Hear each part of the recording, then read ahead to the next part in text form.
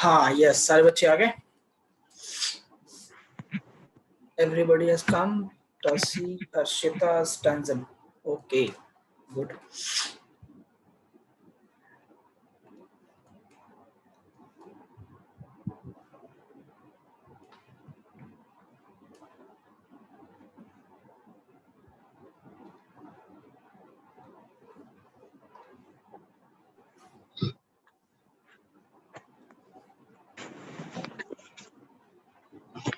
मेरा वीडियो दिख रहा है सबको? ऑडियो वीडियो क्लियर है सबको? Yes sir. Good good good good. So screen भी दिख रहा है ना? गुड। सो हम लोग पिछले क्लास में कहाँ तक पढ़े थे, आपको कुछ याद है? मेरे ख्याल में वेक्टर पढ़ रहे थे, राइट? यस। वेक्टर में कहाँ तक पढ़ा था? Representation of vector. Representation of vector in Cartesian and polar form, right? Yes. अच्छा, resolution of vector नहीं पढ़ाया था? तो resolution of vector बाकी है और इसके बाद फिर position and displacement vector बाकी है। ठीक है, okay. So write down the topic.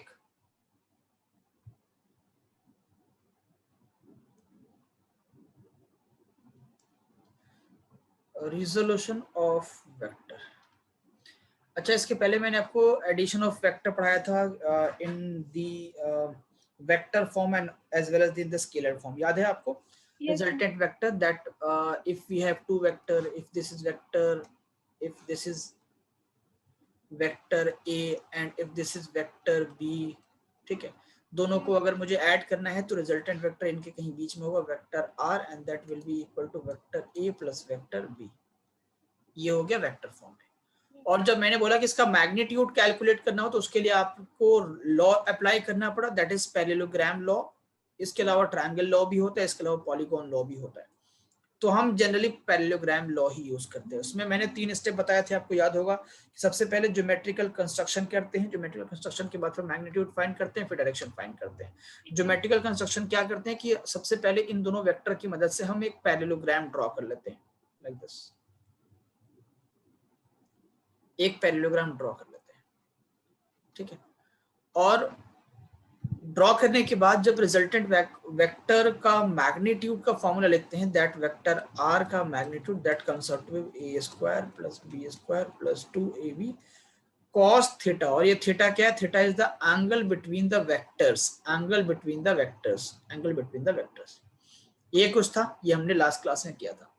अभी हमें पढ़ना है रिजोल्यूशन ऑफ वेक्टर। देखो, एक बात बहुत सिंपल है कि अगर लेटर सपोज कोई बॉडी है मेरे पास, कोई भी बॉडी है, ये बॉडी है, कोई ऑब्जेक्ट है, ठीक। अगर इस ऑब्जेक्ट पे मैं हॉरिजॉन्टल फोर्स लगाता हूं लाइक इन दिस डायरेक्शन, तो क्या ये बॉडी इसी दिशा में आगे की तरफ बढ़ेगी? Yes sir. कोई दिक्कत तो नहीं? No sir. अच्छा, अगर मैं इस बॉडी पे,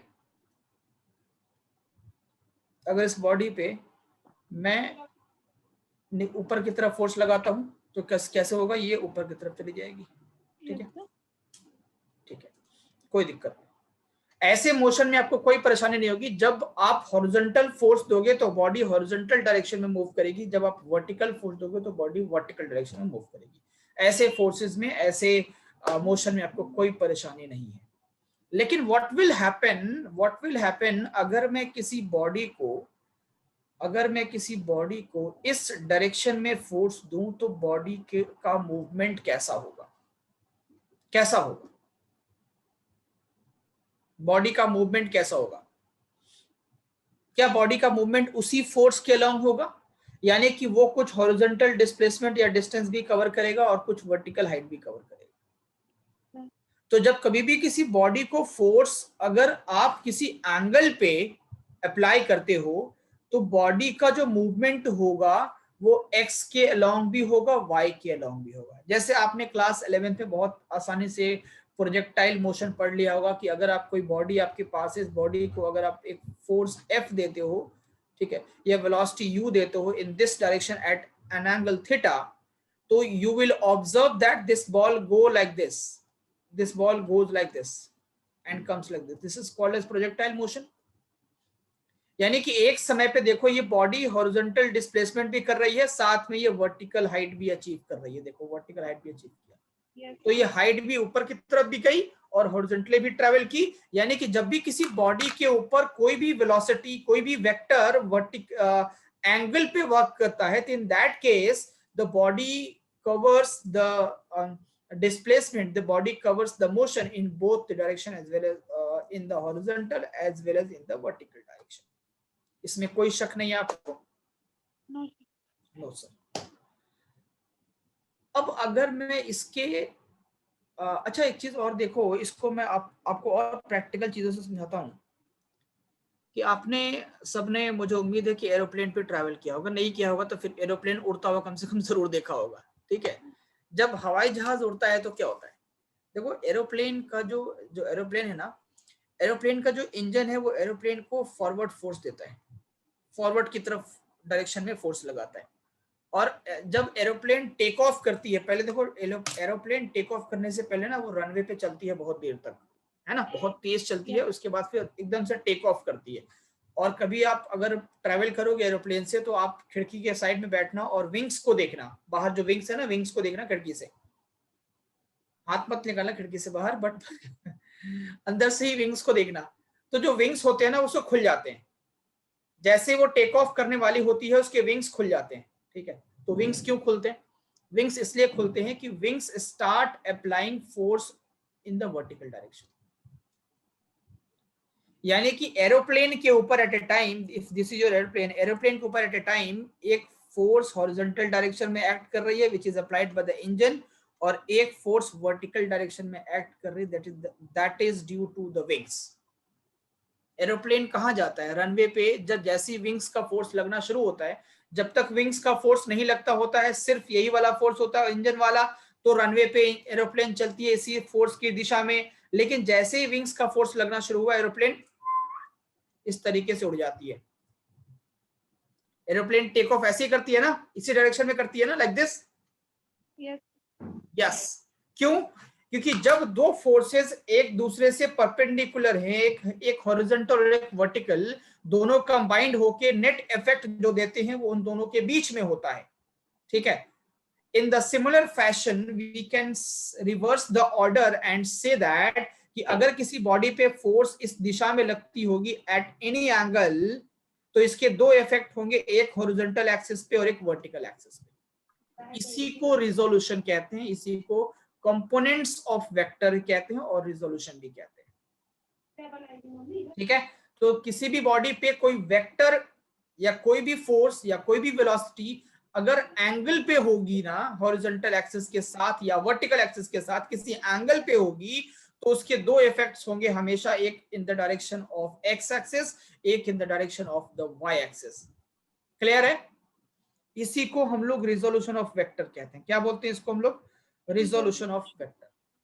समझ में आया? डेफिनेशन लिखा हूं, मिटा दूं? कोई दिक्कत तो नहीं है?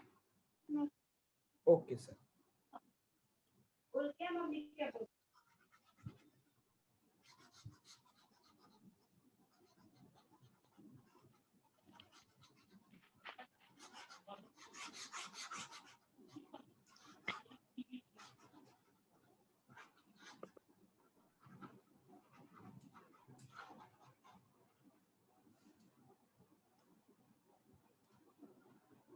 ठीक है, देखो रिजोल्यूशन ऑफ वेक्टर क्या होता है।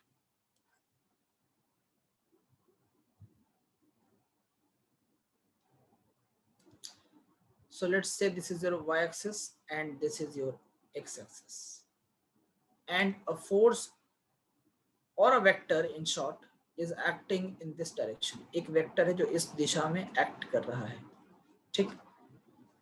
Let us suppose this is vector A and it is making angle theta with the x-axis। तो हमें बात तो एक ये पक्का पता है कि जब भी कोई वेक्टर जो होगा वो किसी एंगल पे एक्ट करेगा तो डेफिनेटली उसके x के अलोंग भी एक कंपोनेंट होगा, y के अलोंग भी एक कंपोनेंट होगा, ठीक, जिसको हमने रिजोल्यूशन नाम दिया, ठीक है। अच्छा, तो x के अलोंग एक कंपोनेंट होगा ax और y के अलोंग भी एक कंपोनेंट होगा ay। तो आप इस बात को एकदम गांठ बांध के लिख लो कि x के अलोंग जो कंपोनेंट होगा वो होगा a cos थीटा, क्योंकि वो x के साथ एंगल बना रहा थीटा, और y के साथ होगा a sin थीटा। y के साथ क्या होगा? a sin theta. ठीक है बेटा? Yes, sir. अच्छा, अगर किसी सिचुएशन में ऐसा हो जाए कि जो वेक्टर है it is not making angle with x axis but the angle given with the y axis, angle किसके साथ गिवन है इस बार? एंगल इस बार y एक्सिस के साथ गिवन है। ये थीटा है और ये आपका वेक्टर है। जब y एक्सिस के साथ एंगल बनाएगा तो y के अलोंग जो कंपोनेंट होगा वो हो जाएगा a cos थीटा। तो ध्यान रखना है कि जिसके साथ एंगल बनाएगा वो cos के फॉर्म में आएगा, cos के साथ आएगा, और ये होगा ax बराबर a sin थीटा। ठीक, ये a cos थीटा और a sin थीटा क्या है? ये a cos थीटा और a sin थीटा यहाँ पे क्या है? यहाँ पे components of a vector, components of a vector. जब वेक्टर को रिजॉल्व करते हैं तो वो दो कंपोनेंट्स में टूट जाते हैं, एक a cos थीटा यानी कि एक cos थीटा के फॉर्म में बन जाता है, एक sin थीटा के फॉर्म में बन जाता है।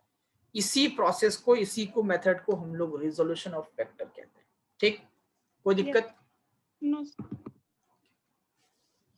अब इसके बेस हम एक दो सवाल करते हैं। बहुत बेसिक सा क्वेश्चन देता हूं। लेट अस सपोज एक प्रश्न ये है,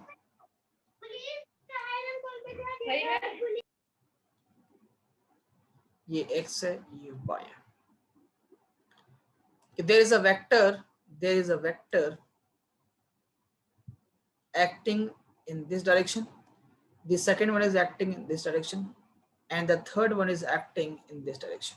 तीन वेक्टर हैं जो अलग अलग दिशा में वर्क कर रहे हैं। Let us the magnitude of, मान लेते हैं ये तीनों फोर्सेस हैं, ये let us suppose F1 force, this is F2 force and this is F3। F1 की value let us suppose 2 Newton, F2 की value let us suppose 5 Newton और F3 की value let us suppose 10√2 Newton.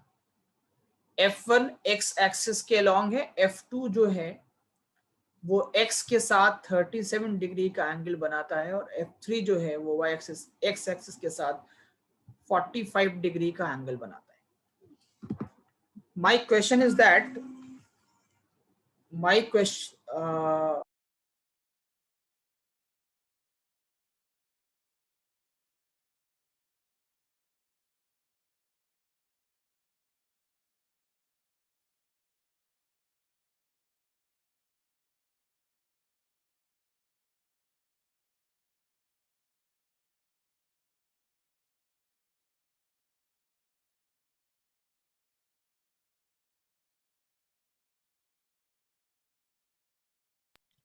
Sir, I can't hear you. Hello? Hello?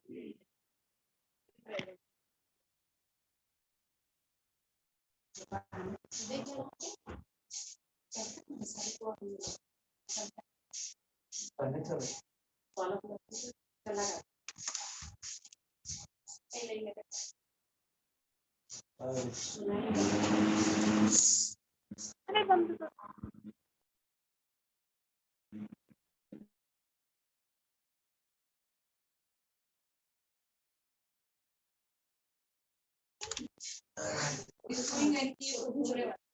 Hello?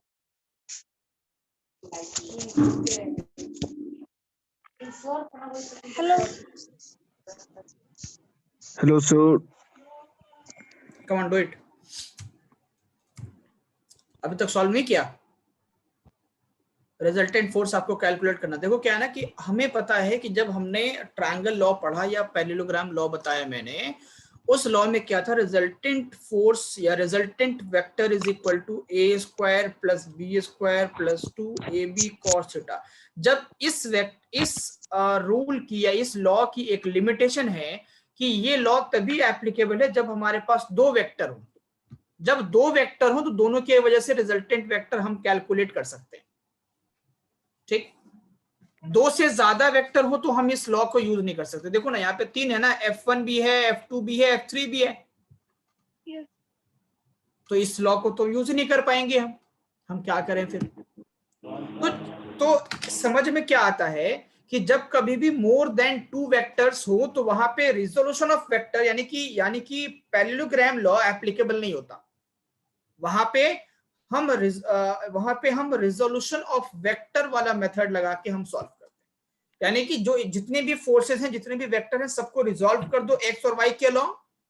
उस resolution के बाद आपके पास x के along एक वेक्टर मिलेगा, वाई के अलोंग एक वेक्टर मिलेगा, और फिर दोनों वेक्टर को हम पैरेललोग्राम मेथड से सॉल्व कर लेंगे। तो मैं सॉल्व करता हूं, पहले क्या करेंगे देखो। ये जो है मैं लिख देता हूं यहाँ पे कि इट इज, मैंने लिखवाया भी था जब पैरेललोग्राम पढ़ाया था तो लिखवाया भी था कि it is applicable only for 2 vectors. ठीक है, सबसे पहला काम क्या करो, अच्छा ये 37 डिग्री है ना। देखो आप सब मैथ्स के स्टूडेंट हो, आपको पता होगा 37 की वैल्यू क्या होती है। साइन 37 की वैल्यू होती है, sine 37 is equal to 3/5 and cos 37 की वैल्यू होती है 4/5। ठीक है, अभी कैसे याद रहेगा सर 3/5 4/5? करो क्या कि देखो ट्रायंगल बना लो, एक ट्रायंगल बना लो। म्यूट कर लीजिए बेटा हर्षिता, ट्रायंगल बना लो। और ये एंगल है 37 डिग्री। ठीक है, 37 के सामने ये होता है, लेंथ जो होता है वो 3 होता है, और ये होता है 4, और ये होता है 5। एक और एंगल मिलेगा आपको ऑड वाला, दैट इज 53।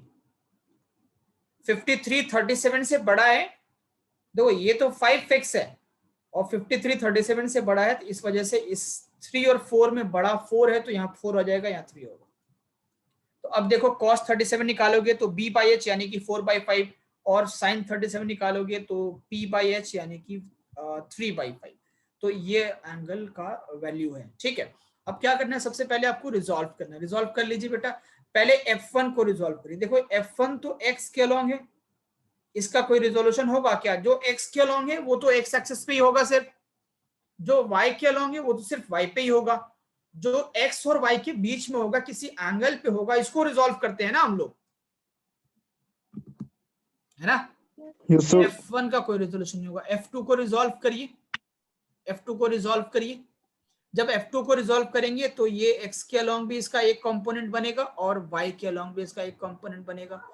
x के अलोंग जो कंपोनेंट बनेगा वो होगा f2 cos 37 डिग्री होगा, क्योंकि x के साथ एंगल है 37, तो x के अलोंग cos, और इधर होगा f2 sin 37। कोई दिक्कत? No. No sir. f3 को रिजॉल्व करते हैं। अब जब f3 को रिजॉल्व करिएगा तो f3 is making 45 degree with the x axis. तो क्योंकि x के साथ 45 बना रहा है तो इधर होगा f3 cos 45, और ये होगा f3 ऊपर y एक्सिस के लोग f3 sin 45। होगा या नहीं होगा? बोलो, होगा? रिजॉल्व कर लिया। तो अब सारे फोर्सेस आपको x और y पे मिल गए। अब यहां पे क्या करो, यहां पे लिख लो तुम x कंपोनेंट और यहां तुम लिख लो y कंपोनेंट।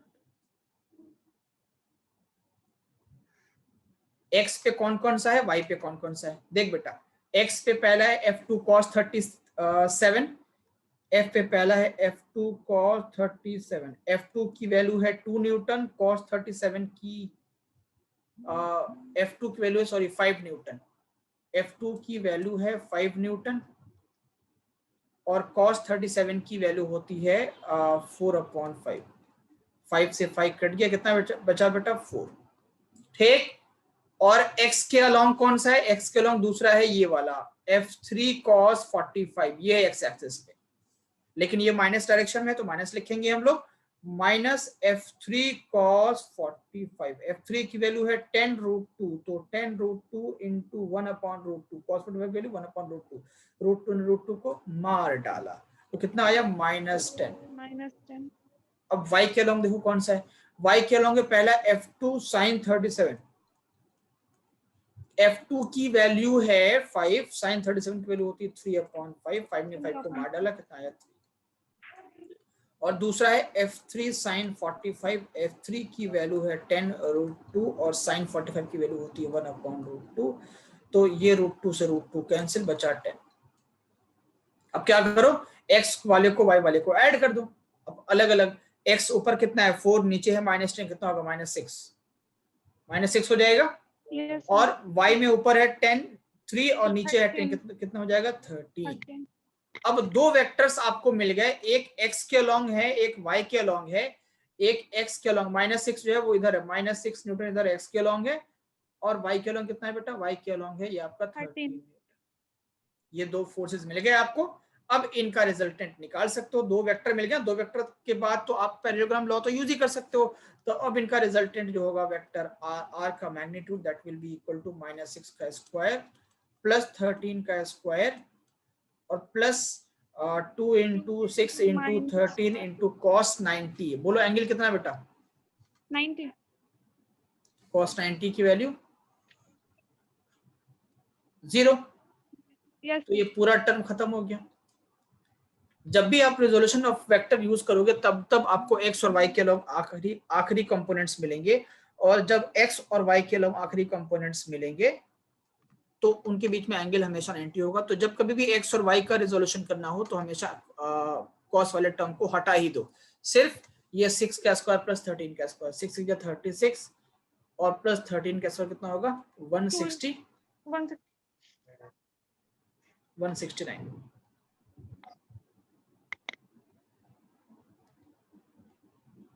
ठीक है, इसका आंसर निकाल लो, कितना आएगा बोलो, 9 6 15 5 कैरी 1 और 3 6 9 10 0 कैरी 1 1 2 205 हो गया आंसर।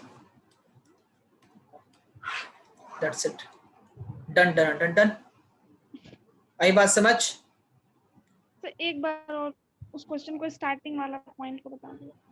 सिंपल, करना क्या है, मैंने बोला कि देखो दो वेक्टर्स को का रिजल्टेंट निकालने के लिए हम पैरेललोग्राम मेथड यूज करते हैं, r is equal to a square plus b square plus 2ab cos theta.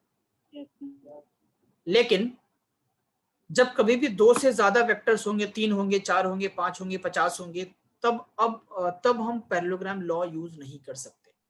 तो उसके लिए मैंने मेथड बताया रिजोल्यूशन ऑफ वेक्टर। एक मेथड, इसके लिए एक और मेथड है दैट इज पॉलीगॉन लॉ, लेकिन पॉलीगॉन लॉ हमें पढ़ना नहीं है, पढ़ने की जरूरत भी नहीं। Resolution of vector is the best one. तो रेजोल्यूशन ऑफ वेक्टर ये कहता है कि जितने भी वेक्टर अलग अलग दिशा में एक्ट कर रहे हैं सबको एक्स और वाई पर लेकर आओ। एक्स और वाई फाइनली दो वेक्टर मिलेंगे, उसको पैरेललोग्राम लॉ से सॉल्व कर लेंगे। तो एक्स वाई पे लाने का एक दूसरा मेथड क्या है कि रिजॉल्व कर लो, सारे वेक्टर को रिजॉल्व कर लो, एक्स वाई पे अपने आप आ जाएगा। तो देखो ये जो पहला वेक्टर है आपका f1, ये तो ऑलरेडी x के अलोंग, इसको रिजॉल्व करने की जरूरत नहीं है। Yes. दूसरा वेक्टर है f2, ये है x एक्सिस के साथ 37 डिग्री बना रहा है, तो इसको रिजॉल्व करना पड़ेगा। तो इसको मैंने x के अलोंग रिजॉल्व किया तो f2 cos 37 आ गया, और जब y के अलोंग रिजॉल्व किया तो ये y के अलोंग जब इसको रिजॉल्व किया तो ये f2 sin 37 आ गया। जिसके साथ एंगल बनाएगा उसके साथ हमेशा cos, देखो हमेशा cos। ठीक, अच्छा फिर f3 देखो, f3 को रिजॉल्व कर रहा हूं, f3 x के अलोंग हो गया, f3 cos 45 क्योंकि एंगल x के साथ बना रहा है इसलिए cos, जिसके साथ एंगल बनाएगा उसके साथ cos। ठीक, और सामने वाला साइन, तो ये f3 साइन ऊपर।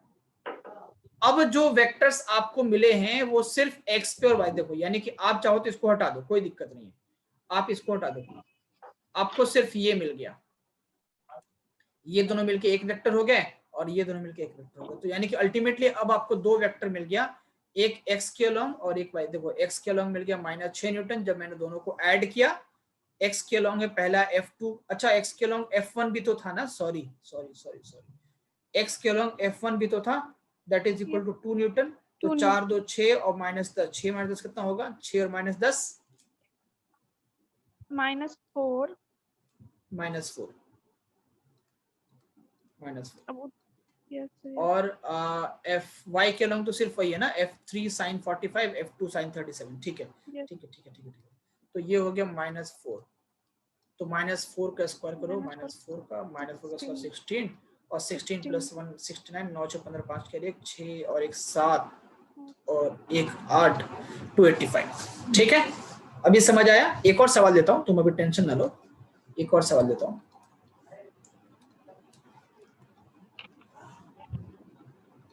ठीक है।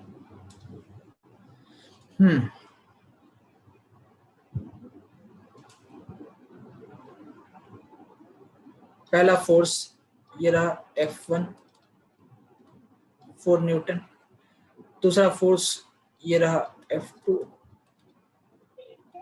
2 न्यूटन, तीसरा फोर्स ये रहा F3 that is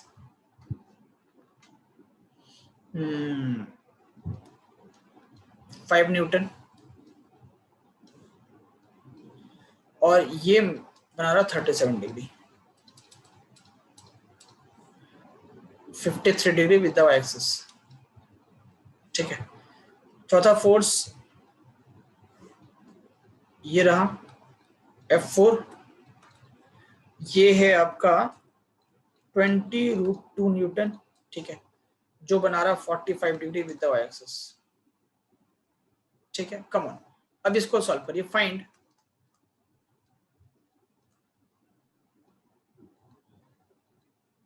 resultant force. Come on जल्दी से कर बेटा, हमें पहुंचना है आज Coulomb's law in vector form पे। Come on Stanzin, come on Tashi and Harshita. Yes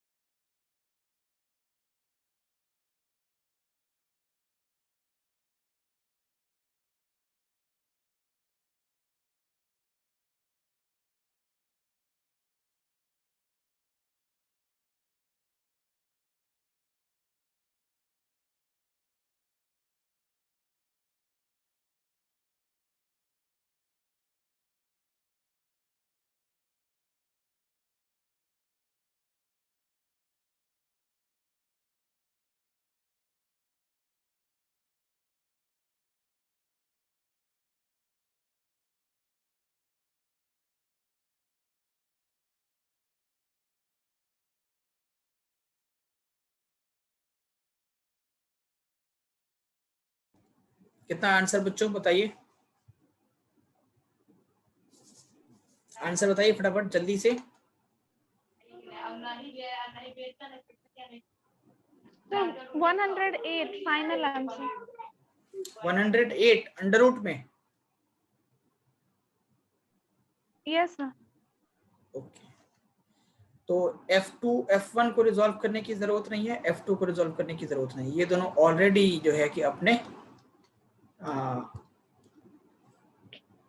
एक फिक्स x और y डायरेक्शन में है। Yes sir. F3 को रिजॉल्व करेंगे हम लोग। Yes sir.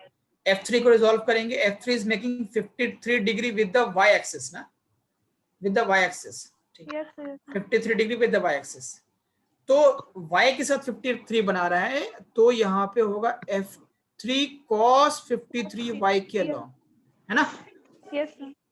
और Yes, sir. x के अलॉन्ग होगा F3 sin 53, होगा नहीं होगा? Yes sir. Very good. अब देखो y के साथ 45 बना रहा है F4 भी, तो y के साथ होगा ये F4 cos 45 डिग्री y के अलॉन्ग, यस सर। और F4 sin 45 x के अलॉन्ग। ठीक है, तो मैंने Yes. क्या बोला इसके बाद, इसके बाद जो नेक्स्ट स्टेप है वो ये है कि यहाँ पे लिखो आप x कंपोनेंट और यहाँ पे लिखो आप y कंपोनेंट और इन सब को ऐड कर दो।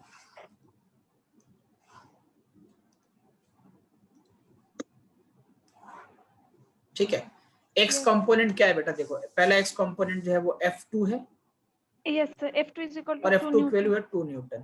दूसरा 2 न्यूटन। x कंपोनेंट जो है वो F3 है sin 53 डिग्री। 53. आपको पता है ना sin 53 की वैल्यू क्या होती है, मैंने बताया था पीछे, याद करो। ये ट्रायंगल है, ये ट्रायंगल 53 डिग्री का अगर होगा तो ये होगा 4, ये होगा 5, सॉरी ये होगा 4, ये होगा 3 और ये होगा 5। अगर ये ट्रायंगल 37 का होगा, अगर ये ट्रायंगल 37 डिग्री का होगा तो ये हो जाएगा 3 और ये हो जाएगा 4 और ये 5 फिक्स ही रहेगा।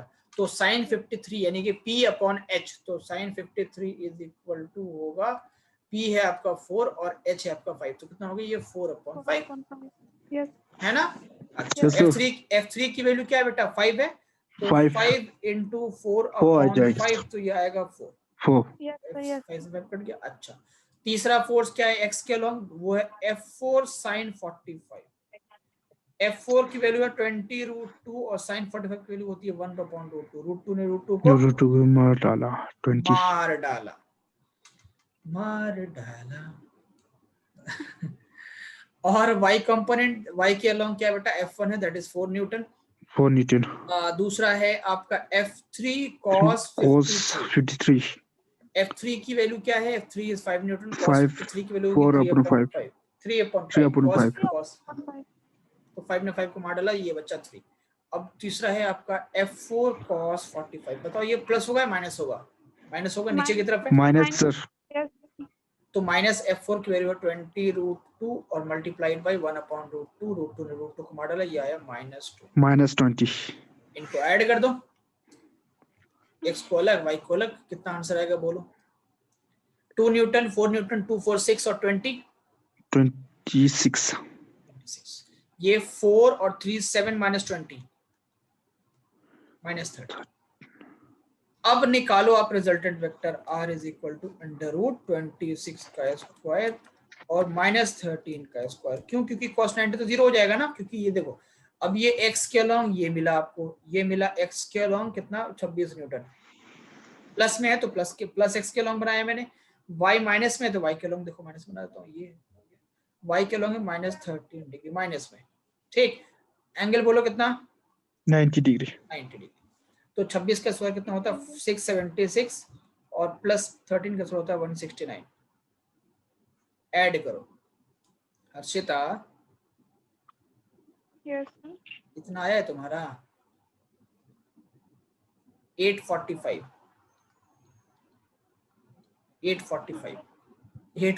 हर्षिता 845। हाँ Sir. हाँ Actually माइनस वाला साइन देना भूल गए थे। हाँ, तो इन्हें नहीं भूलना है, वही तो नहीं भूलना है ना। Yes. हो गया, समझ आ गया। और Yes. सवाल दे दूं या आगे बढ़ूं? Yes sir. और सवाल दे दूं या आगे बढ़ूं? एक सवाल होमवर्क के लिए दे दो। एक सवाल होमवर्क के लिए देता हूँ, बाकी फिर आगे एक बढ़ते हैं ना। होमवर्क के लिए दे दो। ठीक है, यस। एक सवाल होमवर्क के लिए।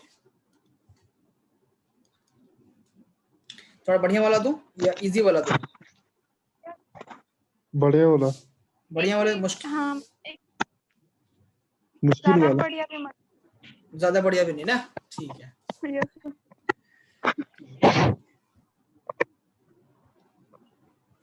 चलो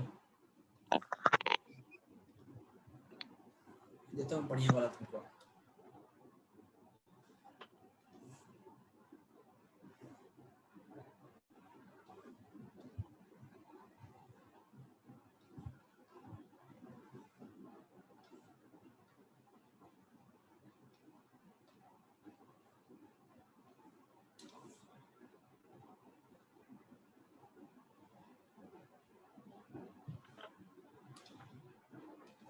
चलो तो एक और फोर्स बनाया था, एक और फोर्स। ज्यादा बढ़िया तो नहीं हुआ हर्षिता? No sir. F2, ये F1, ये F3, ये है F4, F4 F5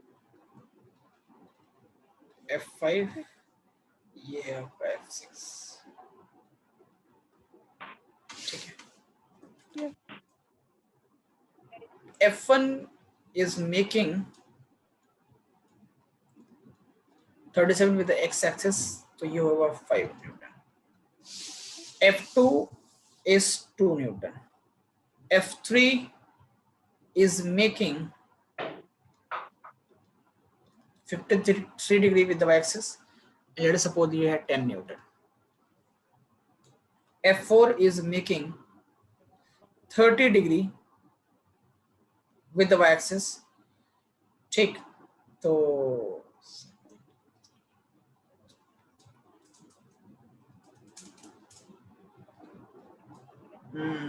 ये ले लो 10 Newton. F5 is 1 Newton. F6 is making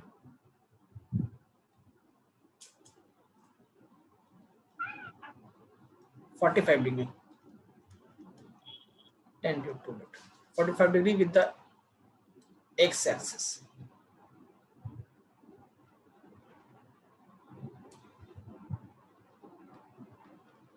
चलो अब निकालना है इसमें फाइंड।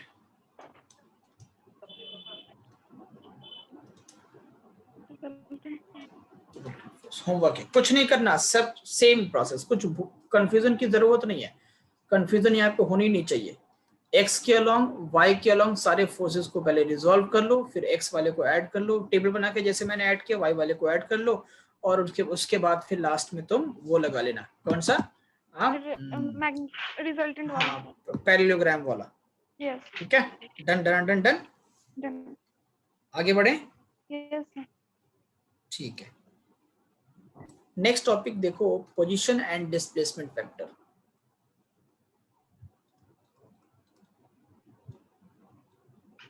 पोजीशन एंड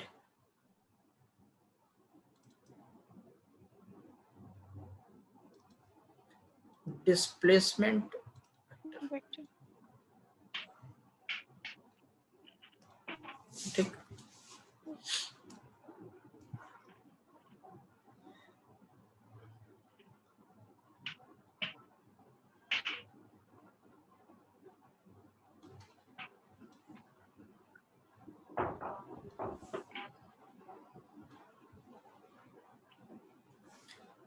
ये वो एक्सिस, ये एक्सिस।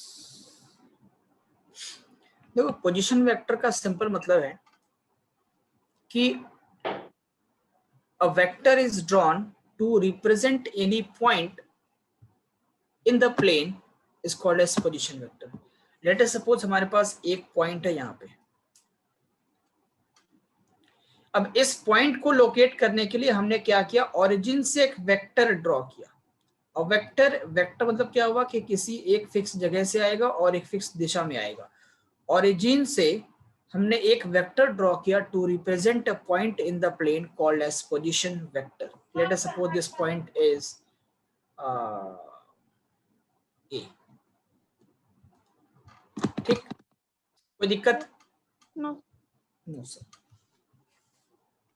इस पोजीशन वेक्टर को हम लोग कहते हैं R1। अगर मेरे पास कोई और दूसरा पॉइंट हो, let us suppose this point is B, इस पॉइंट को लोकेट करने के लिए हम एक दूसरा वेक्टर ड्रॉ करेंगे, उसको बोलेंगे position vector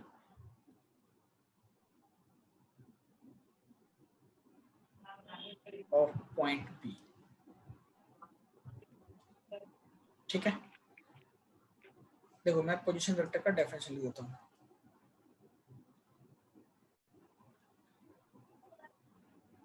A vector used to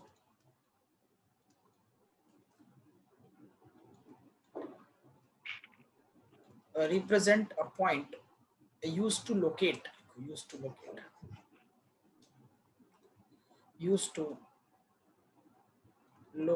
a point in a plane, इसी को हम लोग पोजीशन वेक्टर कहते हैं। ए का पोजीशन वेक्टर मैंने माना R1, बी का पोजीशन वेक्टर मान लेता हूं मैं R2। ठीक, अब सोचो हर्षिता, तुम ए पॉइंट पे बैठी हो यस सर, और बी को देख रही हो।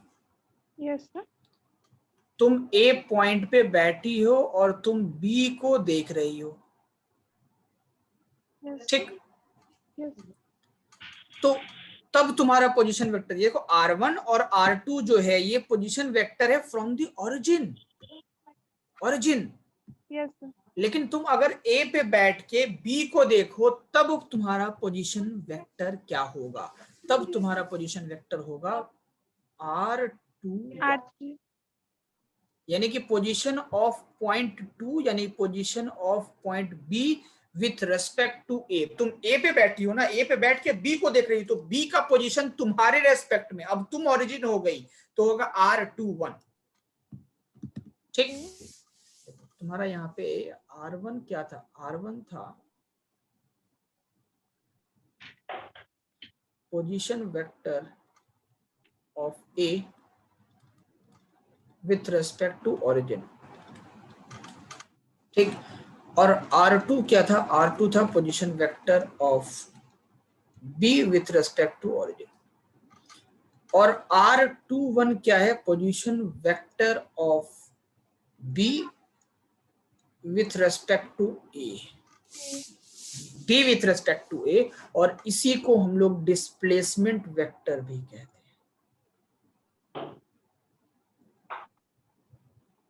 यानी कुछ ऐसा सोचो कि तुम ए पे बैठी थी हर्षिता और तुम चल के बी पे पहुंच गई, तो तुमने डिस्प्लेसमेंट किया ना, तो डिस्प्लेसमेंट कहां से कहां तक किया? ए से बी तक किया ना, तो displacement of B from A will be R21। Yes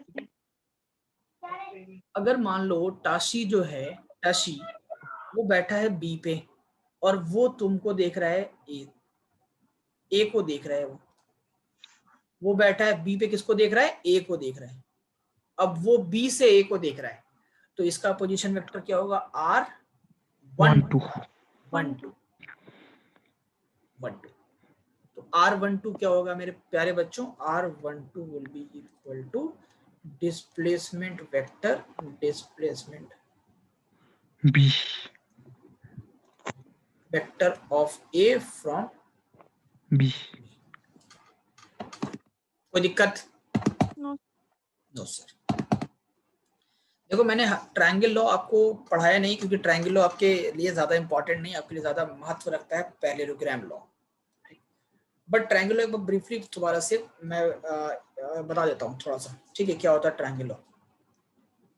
देखो ट्रायंगल लॉ क्या होता है कि अगर मेरे पास दो वेक्टर हो और दोनों सेम ऑर्डर में हो, if two vectors are represented by two sides of a triangle taken in the same order, same order का मतलब है कि पहले का हेड दूसरे का टेल कोइंसाइड करे, ये सेम ऑर्डर कहलाता है। यानी कि पहले जैसे ये रास्ता है, ये रास्ता है, इस रास्ते से तुम जा रहे हो, ठीक है, यहाँ रास्ता खत्म हो गया, अब तुम मुड़ गए, फिर वहीं से आगे बढ़ गए, तो तुम्हारे जाने का डायरेक्शन तो सेम ही रहा ना। तो कुछ यूं समझो कि एक वेक्टर जहां पे खत्म हो रहा है वहीं से दूसरा शुरू हो रहा है, यानी कि the way is same, the path is same, right, the direction is same, right, direction of motion is remain same, right. तो जहां पे एक खत्म हो रहा है दूसरा शुरू हो रहा है उसको कहते हैं, उस ऐसे वेक्टर्स को कहते हैं सेम ऑर्डर वाले वेक्टर्स, ठीक। If two vectors are represented by two sides of a triangle taken in the same order, then the third side will be the resultant of these two vectors in the opposite order.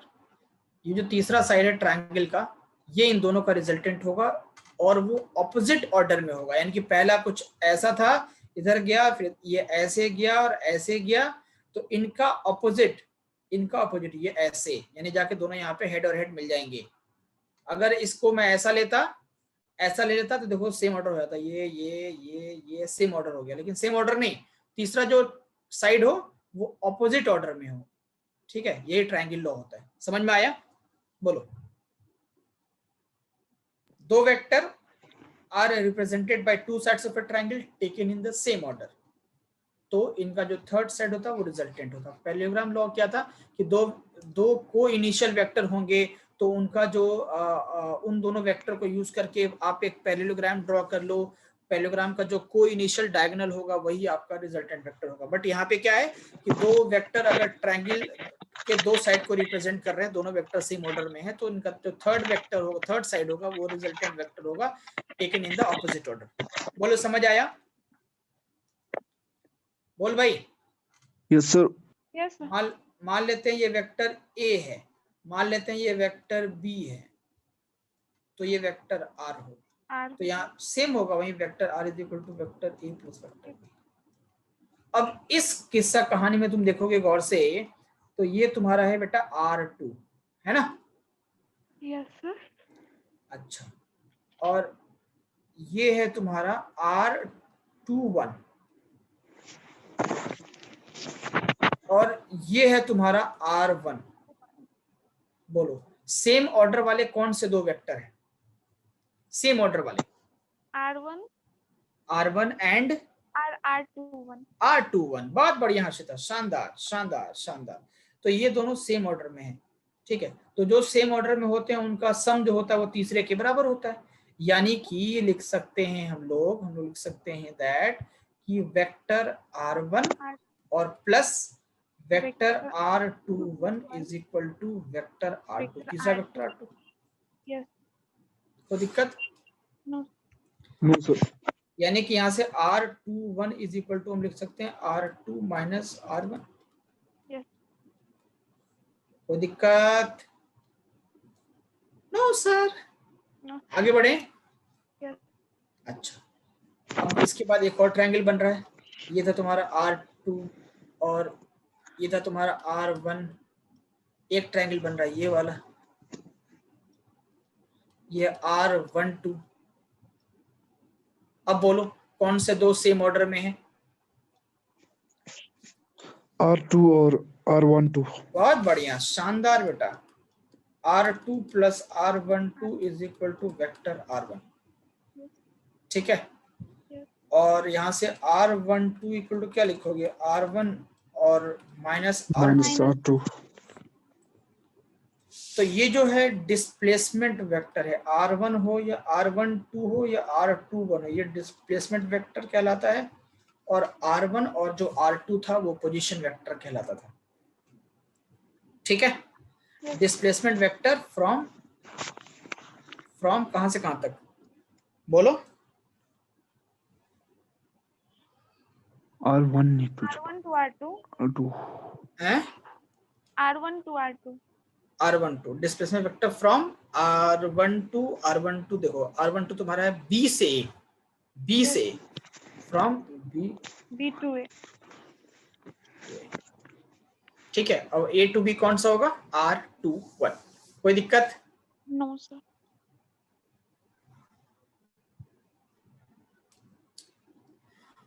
यही है तुम्हारा position and displacement vector. यहाँ के बाद शुरू होता है topic Coulomb's law in vector form.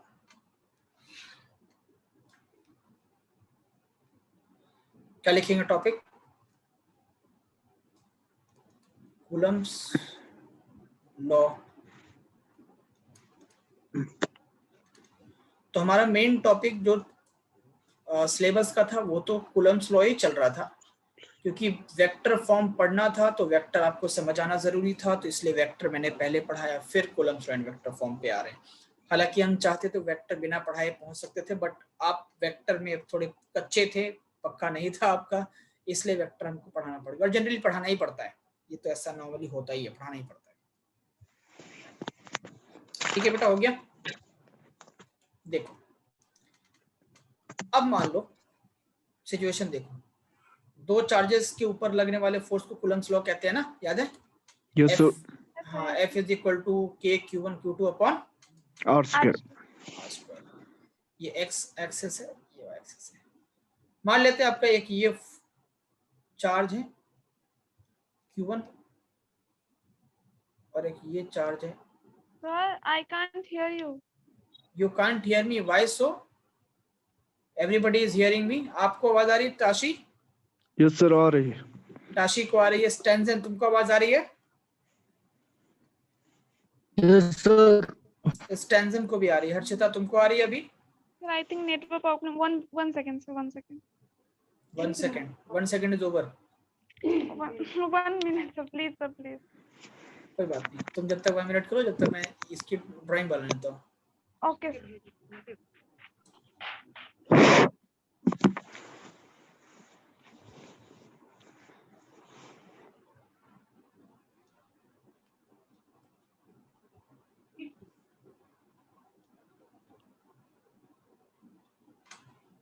Tashi पुंचुक, Yes, sir. तुमने देखा है मूवी 3 इडियट्स? उसमें होता है फुंगसुक वांगडू। Yes, sir. वो तुम्हारे यही लेह का ही है ना, लद्दाख का ही है ना? Yes, sir. सोनम वांगचुक बोलता है उसका असली नाम। क्या नाम है पूरा? सोनम वांगचुक। सोनम वांगचुक। फुंगसुक हाँ वांगडू नहीं सर, है? नहीं है सर, सोनम वांगचुक है। सोनम वांगचुक क्या तुम्हारे रिश्तेदार है क्या? नहीं है सर वो। अच्छा, पहली बार तुम्हारा नाम देखा ताशी पुंचुक तो हमें लगा रही है तो फुंगसुक वांगडू तो कभी नहीं है। Sir, आ रही है, अब साउंड आ रही है। आ रही है ना साउंड? Yes, sir. बेटर है ना? Yes, sir. आवाज अच्छी है ना? अच्छा ठीक है चलो। तो Q1 एंड Q2 देखो बेटा, जोक्स अपार्ट, तो Q1 का पोजीशन वेक्टर R1, Q2 का पोजीशन वेक्टर R2। अब हर्षिता तुम तो मानती नहीं हो, तुम फिर से Q1 पे बैठ गई जाके। जब Yes. Q1 पे बैठ के Q2 को देखोगी तो तुम्हारा डिस्प्लेसमेंट वेक्टर क्या होगा बोलो? R Q2 Q1 2 R21 R21। Yes, sir. और ये भी ताशी भी मानने वाला है नहीं है, ये जाके Q2 पे बैठ गया। अब Q2 पे बैठ के Q2 को देखेगा, पता नहीं इसको देखने में क्या मिलता है। पोजीशन वेक्टर क्या होगा? Displacement R12। वेक्टर क्या होगा? R12। कोई दिक्कत? No, sir. No sir. मान लेते हैं कि दोनों चार्जेस पॉजिटिव है, मान लेते हैं, तो दोनों के बीच में फोर्स कैसा होगा? अट्रैक्टिव या रिपल्सिव? रिपल्सिव। Repulsive, sir. यानी कि एक फोर्स इधर लगेगा जो Q2 पे लगेगा Q1 के द्वारा, और एक फोर्स इधर लगेगा जो Q1 पे लगेगा Q2 के द्वारा। Yes. So this force will be force on 2 due to 1, and this force will be force on 1 due to 1 due to 2. 2। कोई दिक्कत? No. No sir. अच्छा मुझे एक बात बताओ मेरे बच्चों, मेरे प्यारे बच्चों, कि क्या R12 और R21 ये दोनों डिस्टेंस एक दूसरे के इक्वल है या अनइक्वल है? Equal है, sir. Equal sir. इक्वल है, लेकिन डायरेक्शन दोनों के ऑपोजिट। Different. चेंजेस यानी डिफरेंस। कि हम R12 is equal to minus R21 लिख सकते हैं, क्योंकि एग्जैक्टली एक दूसरे के एग्जैक्टली ऑपोजिट है, डिफरेंट नहीं, ऑपोजिट है। Opposite Opposite. डिफरेंस में डिफरेंस है Yes. ना? हाँ, अच्छा, दोनों का मैग्नीट्यूड तो सेम है, तो हम लिख सकते हैं क्या R12 का मैग्नीट्यूड और इज इक्वल टू R21 का मैग्नीट्यूड। इन दोनों के मैग्नीट्यूड को मैं R मान लेता हूँ। Yes. कोई दिक्कत? No. और हमें ये भी पता है मेरे प्यारे बच्चों कि F21 भी F12 के इक्वल है, but opposite in direction. Coulomb's law जो है वो न्यूटन थर्ड लॉ को फॉलो करता है। और हमें ये भी पता है मेरे प्यारे बच्चों दैट F21 का मैग्नीट्यूड F12 के इक्वल है मैग्नीट्यूड के, इसको हम F भी कह सकते हैं। ठीक, बात आ रही है समझ में या नहीं आ रही है? आ रही है। आ रही आ रही, बहुत बढ़िया, बहुत सुंदर, बहुत बहुत अच्छा। अब देखो, अगर मैं लिखता हूं मेरे प्यारे बच्चों F21 equal to K Q1 Q2 upon distance कितना है, डिस्टेंस कितना है, R21 है। 2-1 मैग्नीट्यूड होगा या इसका वेक्टर फॉर्म लेंगे, मैग्नीट्यूड लेंगे ना, स्केलर फॉर्म लेंगे ना? Yes sir. अब मुझे बताओ कि क्या F21 स्केलर दिख रहा है या वेक्टर दिख रहा है?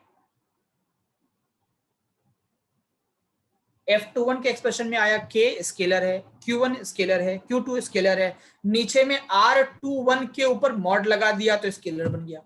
तो सभी के सभी स्केलर हैं, तो F21 वेक्टर कहाँ हुआ? नहीं हुआ ना, हमें वेक्टर इसको बनाना पड़ेगा। तो वेक्टर बनाने के लिए क्या करते हैं, यूनिट वेक्टर से मल्टीप्लाई करते हैं। जिस डायरेक्शन में वेक्टर है उसी डायरेक्शन में एक यूनिट वेक्टर अगर हम लगा देंगे तो स्केलर वेक्टर बन जाएगा। हमने बताया था आपको यूनिट वेक्टर के टॉपिक में कि यूनिट वेक्टर का एक ये भी एप्लीकेशन है कि when you need to make any scalar a vector, you just need to multiply the scalar by the unit vector.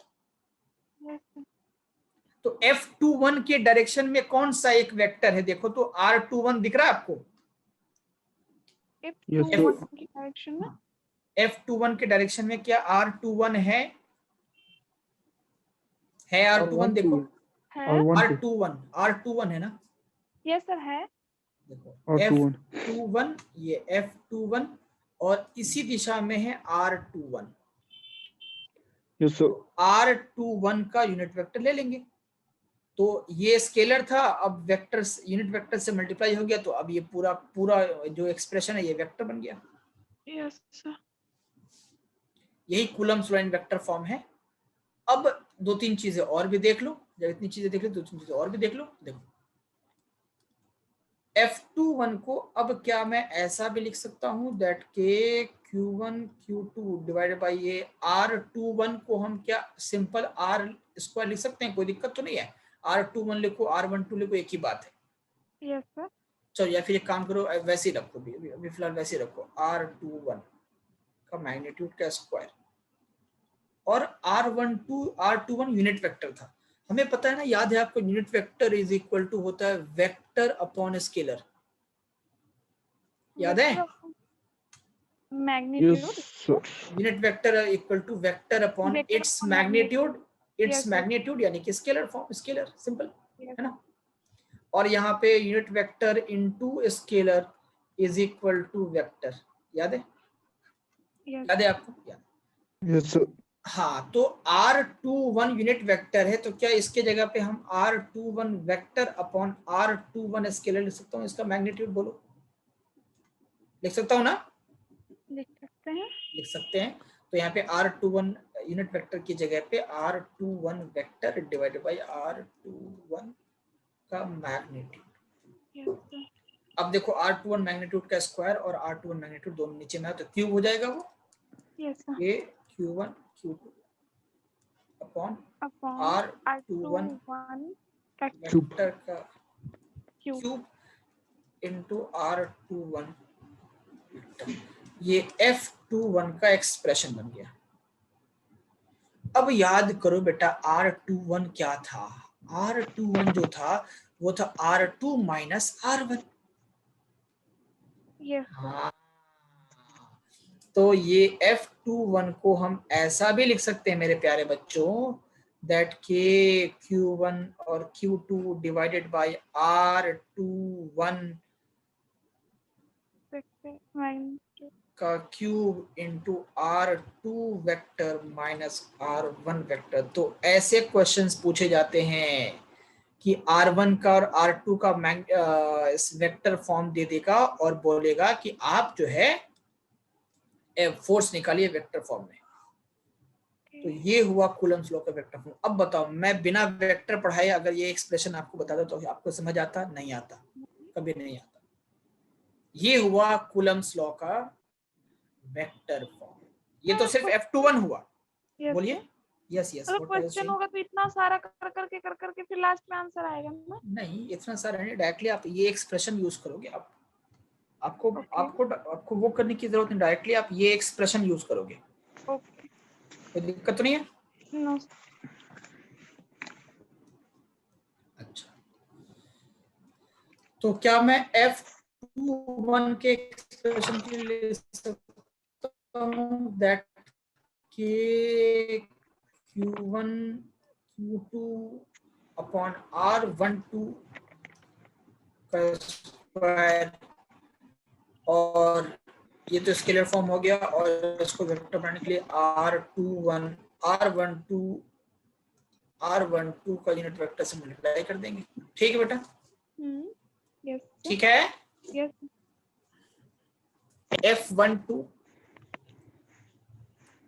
F12 देखो इधर है, Yeah. इस दिशा में देखो R12 है ना? Yes.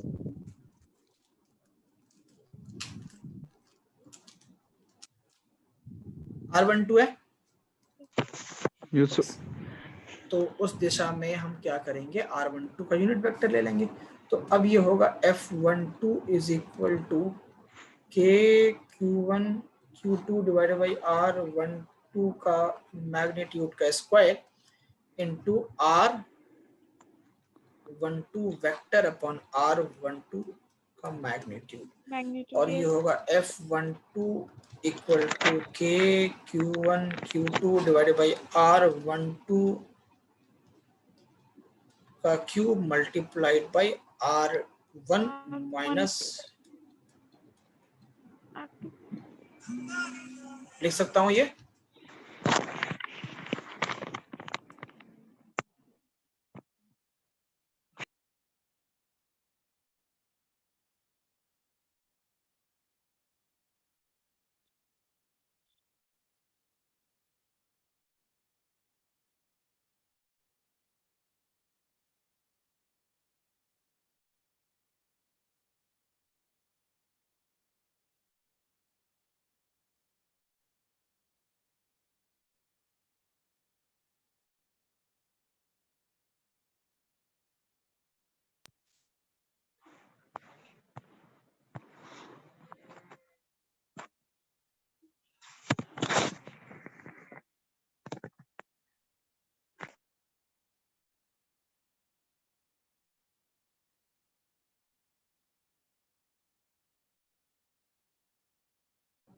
हाँ बेटा, तो ये हो गया, समझ आया? बोलो।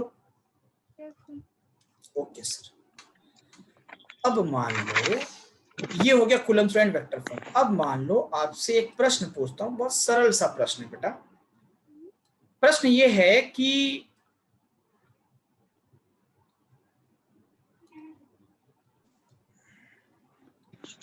दो पॉइंट्स हैं, एक पॉइंट है ए और एक पॉइंट है बी। ठीक है? अच्छा, प्रश्न से पहले एक बेसिक बात मैं बता देता हूँ, फिर प्रश्न दूंगा। अगर इसका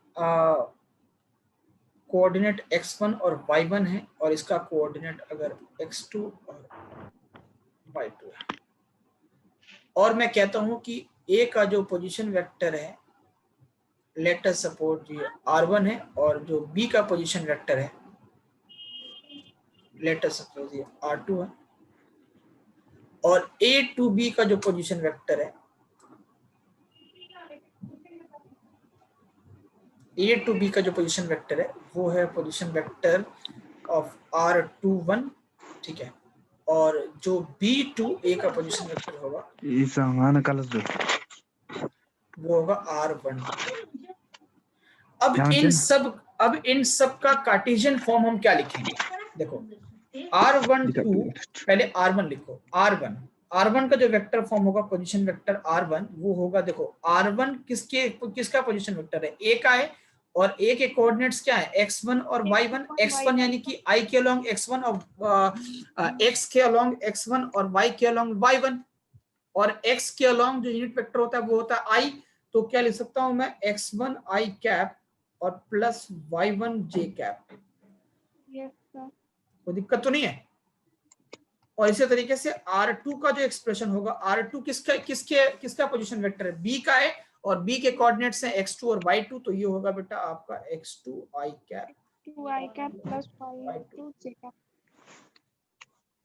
और मेरे प्यारे बच्चों R21 चलो R12 बताइए पहले, R12 क्या लिखेंगे, R12 will be equal to R1 minus R2,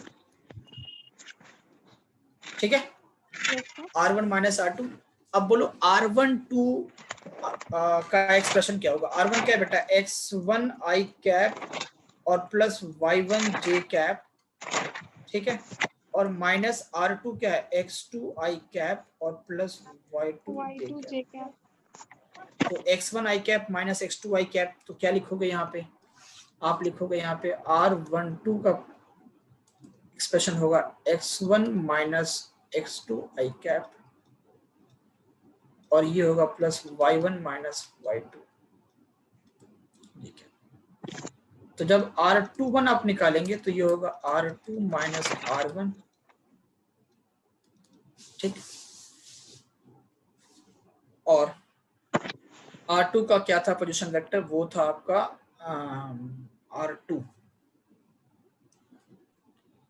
x2 I cap plus y2 j cap, तो ये होगा x2 I कैप और plus y2 j cap minus ये होगा x1 I कैप और प्लस y1 j कैप। तो क्या ले सकते हैं हम, x2 minus x1 I cap plus y2 minus y1, ऐसा हो जाएगा ना, x2 minus x1 I cap y2 minus y1 j cap, yes. ठीक है। अगर मैं बोलूं बेटा R12 का मैग्नीट्यूड बताओ, तो क्या लिखोगे आप, under root x1 minus x2 का होल स्क्वायर और प्लस y1 माइनस y2 का,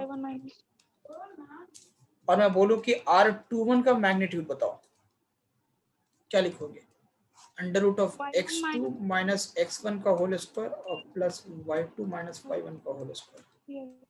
क्या सेम ही आएगा, सेम ही आएगा। अरे 2 माइनस 3 करो या 3 माइनस 2 करो, जब दोनों का स्क्वायर करोगे तो 1 ही आएगा। 2 माइनस 3 विल बी माइनस 1 का स्क्वायर 1, और 3 माइनस 2 विल बी 1, 1 का स्क्वायर 1, तो अल्टीमेटली 1 ही आएगा। तो क्योंकि जब स्क्वायर कर रहे हैं x1 माइनस x2 का होल स्क्वायर और x2 माइनस x1 का होल स्क्वायर, याद करो यही तुम कोऑर्डिनेट ज्योमेट्री में क्लास 10th में पढ़े होगे, डिस्टेंस फार्मूला, याद है, यही था distance formula, x1 minus x2 का whole square y2 minus y1 का होल स्क्वायर, ये था डिस्टेंस फार्मूला, है समझ? Yes yes sir, yes sir.